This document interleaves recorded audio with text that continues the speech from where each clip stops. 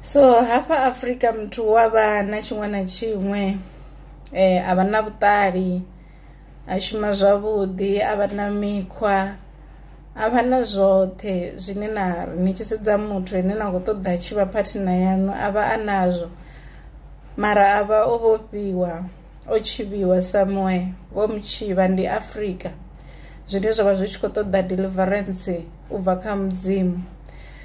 Mudzimu ndi vhone muvhofhololi vhane vha vhofholola zwo vhoxwaho. Mudzimu ndi vhone vhane vha dovha vha nifha maanḓa uri if you're going to bind something forever here on earth it will also be bound in heaven the way you bind it here. So arali huna mimuya yo bindaho inu muṋe ni a kona u i phusukanya na i balanganya na i vhofha. Whatever you bind on earth will be bound in heaven.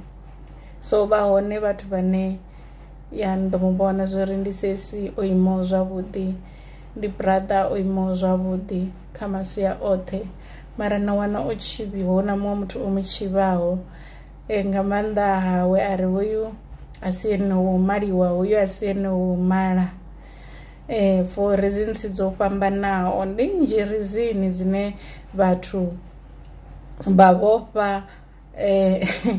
vhofha dzi family members dzavho vha tshi khou vha vhofhela dzone. Vhaṅwe vha to vha vhofha khou mu vhofhela uri okay this person is a breadwinner here a ṱuwa ri ḓo tambula.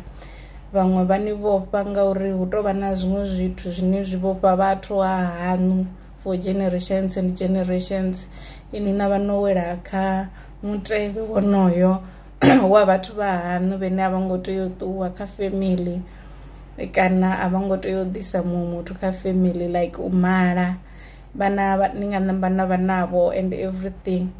So zwithu zwo raloho musi ni tshi khou tshila kha shango ni fanela u zwi dzhiela nṱha.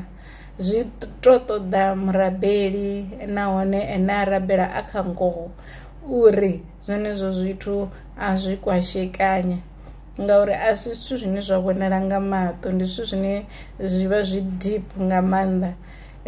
Ende ndi ngoho ya uri vha hone vhathu vho vhofhiwaho vho ambeliwaho uri hoyu ha nga ṱuwi. Hezwo zwi khou ṱoḓa thabelo yanu ni tshi khou rabela ni tshi khou shumisa maṅwalwa oṱhe ane a vha Bivhilini ane a khou sumbedzisa uri mini ni kwashisa hani dzi khesisi na zwo ambelelwaho uri muthu a songo swika hune a mala kana a malwa.